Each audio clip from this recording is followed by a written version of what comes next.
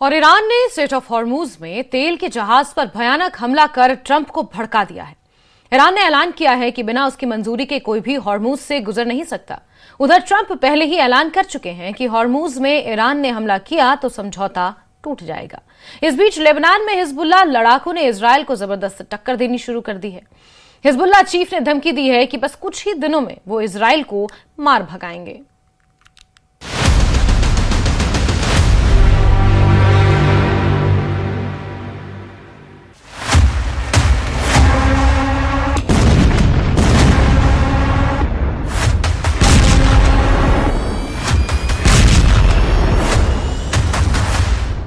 फिर युद्ध भड़क गया है, फिर बम फटने लगे हैं, फिर तेल रूट जलने लगा है। इस बार हमले की पहल ईरान ने की है। इस बार सुप्रीम लीडर मुस्तफा ने ट्रंप को गुस्सा दिलाया है। हॉर्मुज में ईरान का भयानक हमला शुरू।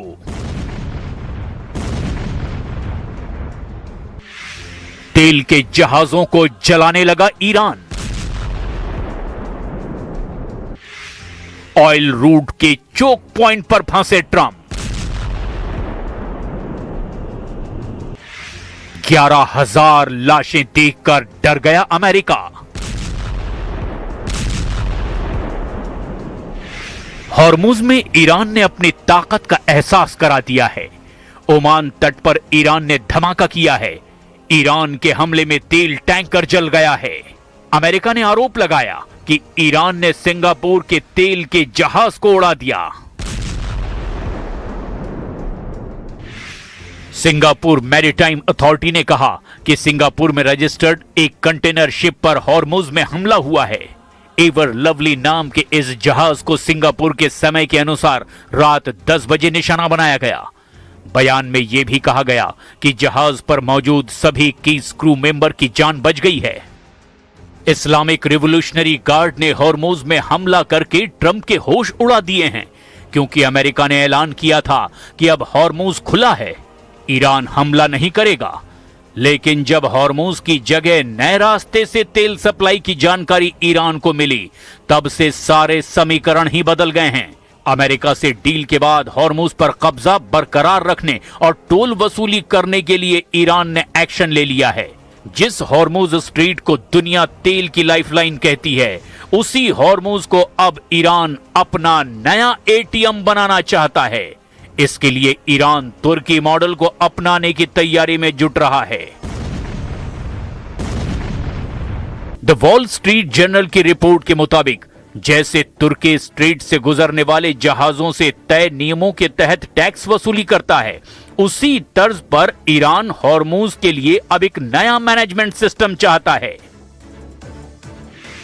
ईरान चाहता है कि हॉर्मुज से गुजरने वाले जहाजों से सुरक्षा, नेविगेशन और पर्यावरण सेवाओं के नाम पर शुल्क लिया जाए। दावा है कि इससे ईरान को हर साल करीब 40 अरब डॉलर तक की कमाई हो सकती है। इस कमाई में ईरान की तरफ से खाड़ी के दूसरे देशों को भी हिस्सेदार बनाने का प्रस्ताव दिया गया है।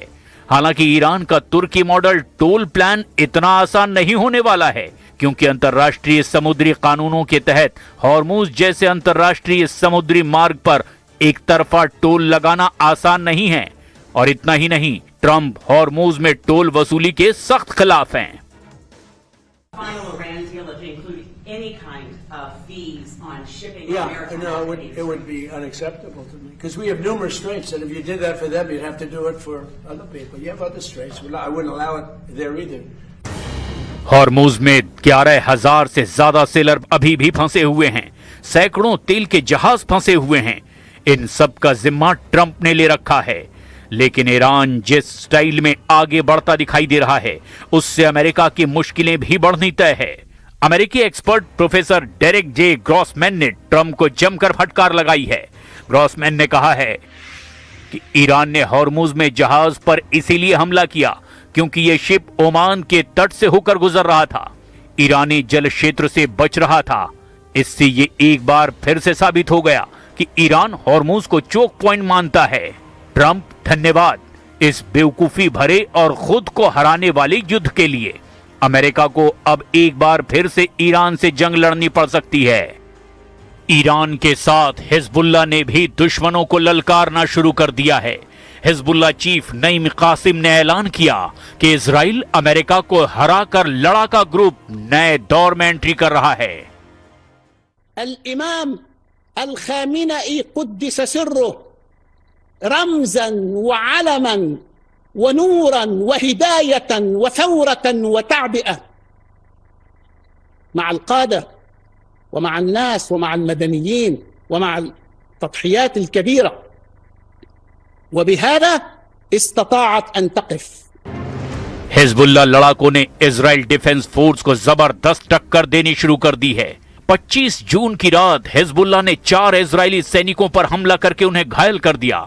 घायलों में 2 ऑफिसर भी शामिल हैं। बेतयाहून में हुए एनकाउंटर में लड़ाका ग्रुप इजराइल पर भारी पड़ा है। हालांकि हमले के बाद आईडीएफ ने तूफखाने और हवाई हमलों से हिजबुल्लाह के कई ठिकानों को तहस नहस कर दिया। लेकिन ट्रंप कब तक शांत रह पाएंगे, इसकी अब गारंटी नहीं है। मुमकिन है ट्रंप ने जिस प्लान पर ब्रेक लगाया था वो फिर से एक्टिव हो। ट्रंप ईरान में ग्राउंड ऑपरेशन के बिना युद्ध जीत नहीं सकते, इसीलिए उनके पास अब ईरान में घुसकर हमला करने का ही ऑप्शन बचा है। मुमकिन है ट्रंप सऊदी अरब और बाकी खाड़ी देशों के कंधे पर रखकर बंदूक चलाएं। वो ईरान के खिलाफ ग्राउंड ऑपरेशन में खाड़ी देशों का इस्तेमाल करने की बात कह चुके हैं।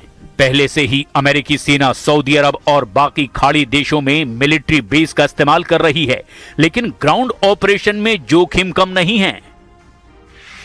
ईरान की फौज 6.5 लाख है।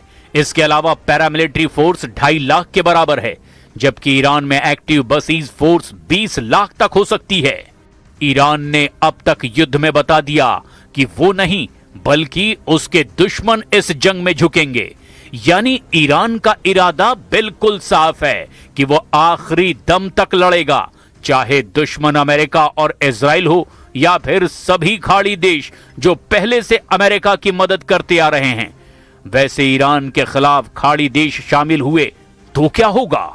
ये एफपीवी ड्रोन अटैक देखिए, कैसे एक क्वाडकॉप्टर एक अमेरिकी अड्डे पर अमेरिकी फौजियों को तलाश रहा है। बाद में जब उसे कुछ नहीं मिलता तो वो अमेरिका के एक ब्लैक हॉक हेलीकॉप्टर से जाकर टकरा जाता है। There is still the risk of escalation if Iran-linked proxy groups mobilize, and by that I mean Hezbollah in Lebanon, Iran-linked militia inside Iraq, and importantly, the Yemen-based Houthi movement that has threatened to attack shipping lanes in the Red Sea and has done so in the past. So we know they have some naval capability that could create disruption. इस युद्ध में तुर्की पर भी सबकी नजर है और Erdogan ने अरब देशों से तो कहा है कि वो इस युद्ध में शामिल ना हों। सऊदी अरब, यूएई और कतर का दौरा करने के बाद तुर्की के विदेश मंत्री को इस बात का एहसास हुआ कि ये सभी देश ईरान के खिलाफ युद्ध में उतरने के लिए तैयार हैं। अमेरिका और इजराइल की शुरू की गई इस जंग में अब सऊदी अरब, यूएई और कतर ईरान के खिलाफ नजर आ रहे हैं, जबकि तुर्की का रुख बता रहा है कि एर्दोआन अब मुस्तफा खामनेई के समर्थन में आ गए हैं। यह ऐसे वक्त में हो रहा है जब ट्रंप ईरान से समझौता फाइनल करना चाहते हैं, लेकिन ईरान ने हॉर्मुज में धमाका करके ट्रंप को ईरान में ग्राउंड ऑपरेशन का मौका दे दिया है। अमेरिका ने मार्च के महीने में युद्ध के दौरान ईरान के कई आइलैंड को टारगेट पर लिया था। तब ट्रंप खार्ग और खुजेस्तान में हमला करने के ऑर्डर दे चुके थे। अब बस ट्रंप को इसका फैसला करना है कि हॉर्मुज धमाके का जवाब वो कैसे देंगे। उधर इस मुकाबले के लिए ईरान ने तैयारी पहले ही पूरी कर रखी है। ईरान के स्पीकर मोहम्मद बाकर कालिबाफ ने कहा कि ईरान अमेरिका की हर हरकत पर नजर रखे हुए है। अमेरिका की फौज की गतिविधियां देखी जा रही है। अमेरिका के सैनिक ट्रंप और नेतन्याहू की गलत फहमियों का शिकार बनेंगे। ईरान का इम्तिहान लेने की कोशिश ना करें ट्रंप। युद्ध की शुरुआत अमेरिका और इजराइल ने की, लेकिन इस जंग में ईरान लगातार बढ़त बनाए हुए है। ट्रंप की धमकी एक तरफ, ईरान का लड़ाका जज्बा दूसरी तरफ। ईरान बता रहा है कि जून 2025 का पलटवार तो ट्रेलर था, असली पिक्चर अब देखने की बारी आ चुकी है और ये पिक्चर ईरान ने अपने सरकारी टीवी चैनल पर कई बार दिखाई है। स्टूडियो में मिसाइल देखकर हर कोई हैरान है। दर्शकों के बीच मिसाइल दिखाने का क्या मकसद हो सकता है? ये मिसाइल तो लॉन्च पैड पर होनी चाहिए थी। पहली है फतह मिसाइल और दूसरी है खैबर शिकन मिसाइल। ये दोनों मिसाइल इजराइल को काउंटर करने के लिए तैयार की गई है, लेकिन एक तीसरी भी मिसाइल है जो खाड़ी में अमेरिकी अड्डों को काउंटर करेगी। ईरान ने अपनी इन सभी बहुत ही खतरनाक मिसाइलों को साफ साफ दिखा दिया है, तो कुल मिलाकर हैं ये 3 मिसाइल। पहली है फतह हाइपरसोनिक मिसाइल, दूसरी है खैबर शिकन मिसाइल और तीसरी जुल्फिकार मिसाइल। अब इन मिसाइलों को दिखाने का सिर्फ एक ही मकसद है और वो है ईरान के आसपास मौजूद अमेरिकी सेना और उसके अड्डों को तहस नहस कर देने का इरादा। साथ में इजराइल पर ऐसा हमला जिसके बाद नेतन्याहू फिर कभी ईरान के खिलाफ लाल आंख दिखाने की हिम्मत ना करें। मुस्तबा और उनके कमांडरों ने सिर्फ इजराइल को डराने के लिए बहुत बड़ी तैयारी कर ली है और अपनी सबसे भयानक मिसाइलों का बंदोबस्त अमेरिकी फोर्स से जंग के लिए किया गया है। हर साल 4 महीने से ज्यादा की रूस यूक्रेन जंग में ऐसा पहली बार हो रहा है कि यूक्रेन लगातार 40 दिन तक रूस पर हमला करता रहेगा। ज़ेलेंस्की ने खुद रूस के खिलाफ अपनी सेना को बिजली युद्ध का आदेश दिया है। दावा किया जा रहा है कि अगर 40 दिन लगातार रूस पर यूक्रेन हमला करने में सफल रहा तो रूसी सेना की कमर टूट जाएगी। इधर रूस ने ऐलान कर दिया है कि हम अब यूक्रेन पर अब तक का सबसे बड़ा हमला करने जा रहे हैं।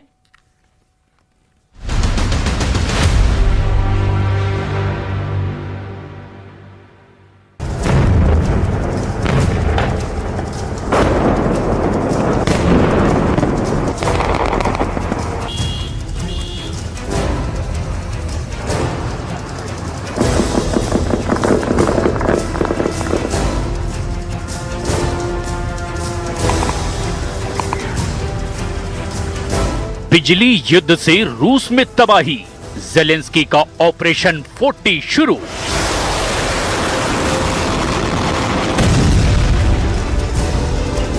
लगता है 1584 दिन का युद्ध रूस पर बहुत भारी पड़ने लगा है। यकीन मानिए, रूस के खिलाफ बिजली युद्ध शुरू हो चुका है। राष्ट्रपति ज़ेलेंस्की ने ऐलान कर दिया है कि यूक्रेनी सेना अगले 40 दिनों तक रूस पर अंधाधुंध हमले करेगी और पुतिन के रूस को घुटनों पर लाएगी। खबर तो यहाँ तक है कि पुतिन के चुनिंदा अड्डों पर ही यूक्रेन ने लंबी दूरी की मिसाइलों और ड्रोन से हमले करने शुरू कर दिए हैं।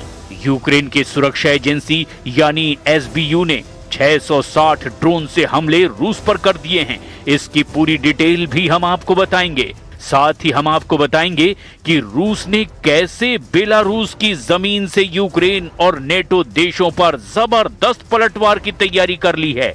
एक खबर ये भी आ रही है कि रूस के खिलाफ नेटो और राष्ट्रपति ट्रंप ने डबल मोर्चा खोल दिया है, जिसको लेकर गदर मचा हुआ है। दावा ये किया जा रहा है कि रूस की तेल सप्लाई, हथियारों की सप्लाई और रसद को पूरी तरह से तबाह करने के लिए रूस के खिलाफ 40 दिन का ऐसा बिजली युद्ध शुरू हो चुका है जो वाकई रूस के लिए किसी कयामत से कम नहीं है। लेकिन वहीं दूसरी तरफ रूस ने भी कह दिया है कि मॉस्को ने भी कच्ची गोली नहीं खेली है। अगर 40 दिन तक रूस के ऊपर बिजली युद्ध होगा तो ये निश्चित है कि ये एक विनाशक युद्ध साबित होगा।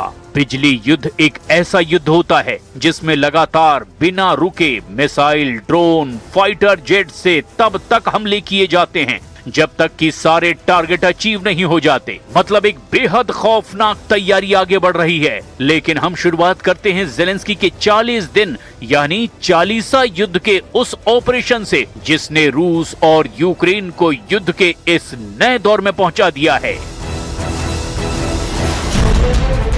ज़ेलेंस्की का 40वां युद्ध, 40 दिन में पुतिन की हार। राष्ट्रपति ज़ेलेंस्की का कॉन्फिडेंस इस वक्त 7वें आसमान को छू रहा है। 24 घंटे में जेलेंस्की ने अपने कमांडरों के साथ मीटिंग में दो टूक कह दिया है कि हमें हर हाल में रूस की पूरी सैन्य ताकत को 40 दिन में बुरी तरह से तबाह करना है। यूक्रेनी सेना को पूरा यकीन है कि पिछले 21 दिनों में जिस तरह से रूस की राजधानी मॉस्को समेत दर्जन भर शहरों पर यूक्रेनी हमले हुए हैं, उससे राष्ट्रपति पुतिन और उनकी रूसी सेना बुरी तरह से बौखला गई है। रिपोर्ट्स का दावा है कि यूक्रेन के ताजा हमलों की वजह से रूस के कब्जे वाले क्राइमिया में रूसी सेना बुरी तरह से लड़खड़ा रही है और यही वजह है कि अब जेलेंस्की रूस के खिलाफ 40 दिन का ऐसा युद्ध करना चाहते हैं ताकि रूस हमला करने की बजाय अपना बचाव करने के लिए मजबूर हो जाए। देखिए कैसे रूस के खिलाफ 40 दिन के बिजली युद्ध का पहला राउंड शुरू हो चुका है। रॉयटर्स के दावों के मुताबिक राष्ट्रपति जेलेंस्की ने 25 जून को यूक्रेन की सुरक्षा एजेंसी यानी एसबीयू को 40 दिनों तक रूस पर दबाव बढ़ाने वाला अभियान मंजूर कर लिया। इसका मकसद दरअसल रूस की मिलिट्री ऑपरेशन की पावर को पूरी तरह से कमजोर करना है, खास तौर से रूस के ऊर्जा केंद्र, ईंधन और सैन्य लॉजिस्टिक पर भीषण हमले। 40 दिन के बिजली युद्ध में यूक्रेन पश्चिमी देशों से मिले हथियारों और अपने खुद के घरेलू अपग्रेडेड हथियारों का इस्तेमाल कर रहा है। अब तक सामने आई जानकारी के मुताबिक यूक्रेन की रणनीति के मुख्य लक्ष्य बेहद बड़े हैं। यूक्रेन रूस की तेल रिफाइनरियों और ईंधन भंडारण केंद्रों को पूरी तरह से तबाह करना चाहता है। बिजली सबस्टेशन और ऊर्जा वितरण नेटवर्क जहां इन पर हमला सैन्य आपूर्ति को प्रभावित कर सकता है, अब वहां भी हमले होने लगे हैं। रूस के सैन्य एयरबेस, ड्रोन लॉन्च साइट और मिसाइल भंडार पर हमले तय हो चुके हैं। रेलवे जंक्शन और सैन्य रसद यानी लॉजिस्टिक को पूरी तरह से चोक करना है। कब्जे वाले क्रीमिया और दक्षिणी यूक्रेन में रूसी सैन्य ठिकानों पर जबरदस्त पलटवार किया जा रहा है। अब वो बेहद खास जगहों के बारे में भी जान लीजिए जहां जहां यूक्रेन जबरदस्त निशाना साध रहा है।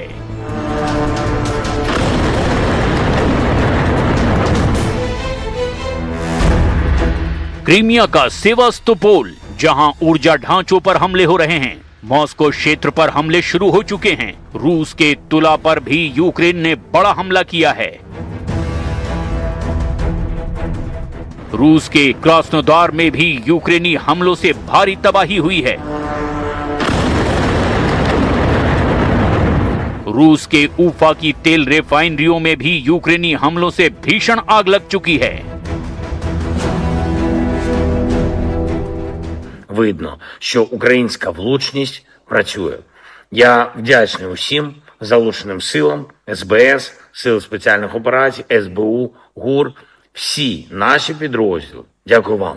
Цей наш тиск та кожна інша форма тиску на Росію мають 40 दिन का बिजली युद्ध, यूक्रेन के घातक ब्रिगेड का हमला।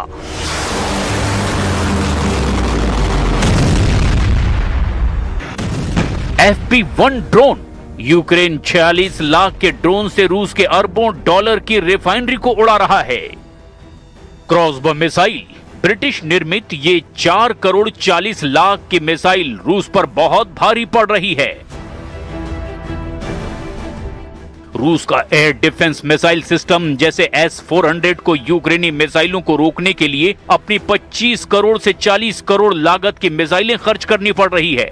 अगर 40 दिन तक जेलेंस्की इसी तरह से हमला करते रहे तो फिर रूस की इंटरसेप्टर मिसाइल और एयर डिफेंस सिस्टम पूरी तरह से खत्म होने की कगार पर पहुंच जाएंगे। यूक्रेन रात के अंधेरे में रूस के सैन्य ठिकानों और शहरों की तरफ 46 लाख वाले दर्जनों FP1 ड्रोन का झुंड एक साथ रवाना कर देता है। रूस की मजबूरी ये है कि वो इन ड्रोनों को अपनी धरती पर गिरने नहीं दे सकता। इन्हें हवा में ही नष्ट करने के लिए रूस को अपने एयर डिफेंस सिस्टम से मिसाइलें दागनी पड़ती है, जिनकी खुद की कीमत 25 करोड़ रुपए से 40 करोड़ रुपए प्रति मिसाइल होती है। यानी यूक्रेन के महज 46 लाख के नुकसान के बदले रूस का 30 से 40 करोड़ का गोला बारूद खर्च हो जाता है। जब ताबड़तोड़ ड्रोनों को मार गिराने के चक्कर में रूस की एयर डिफेंस प्रणालियां अपनी मिसाइलें खत्म कर बैठती हैं और उन्हें दोबारा रीलोड करने में समय लगता है, तो यूक्रेन ठीक उसी विंडो का फायदा उठाता है और पीछे से यूक्रेन अपनी भारी और विनाशकारी मिसाइलें जैसे FP5 फ्लेमिंगो या स्टॉर्म शैडो दाग देता है। ये मिसाइलें सीधे जाकर रूस के अरबों रुपयों के पावर ग्रिडों और तेल रिफाइनरियों को निशाना बनाते हैं, जिससे पल भर के भीतर पूरा का पूरा रूसी प्रांत ब्लैक आउट यानी कि अंधेरे में डूब जाता है। Long range suicide drone. Ukraine अपने खुद के विकसित किए गए कई प्रकार के घातक ड्रोनों का बड़े पैमाने पर इस्तेमाल कर रहा है। रूस का दावा है कि यूक्रेन एक रात में 600 से भी ज्यादा ड्रोन दाग रहा है। स्टॉर्म शैडो और स्कैल्प मिसाइलें, ब्रिटेन और फ्रांस के द्वारा दी गई ये क्रूज मिसाइलें रूस के कमांड सेंटरों और हथियारों के गोदामों को सटीक निशाना बना रही है। ATACMS बैलिस्टिक मिसाइलें। अमेरिका के द्वारा दी गई इन मिसाइलों का इस्तेमाल खास तौर से क्रीमिया में रूसी एयर डिफेंस सिस्टम जैसे S-400 और सैन्य हवाई अड्डों को तबाह करने के लिए किया जा रहा है। नेवल ड्रोन से रूस पर हमले। काला सागर में रूसी युद्धपोतों और रसद पहुंचाने वाले समुद्री जहाजों को रोकने के लिए यूक्रेन रिमोट कंट्रोल वाले विस्फोटक बोट्स का इस्तेमाल कर रहा है। वास्तव में रूस के लिए किलर ड्रोन साबित हो रहे हैं ये।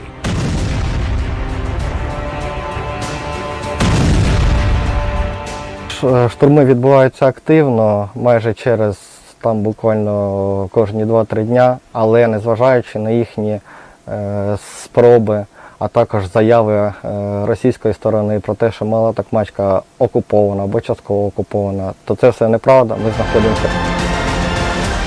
रूस ने यूक्रेन के दक्षिणी बंदरगाह शहर ओदेशा के एक कृषि और ईंधन भंडारण केंद्र पर स्कंदर बैलिस्टिक मिसाइल से हमला किया है, जिससे वहां भीषण आग लग गई है। इसमें एक नागरिक की मौत और कई लोगों के घायल होने की खबर है।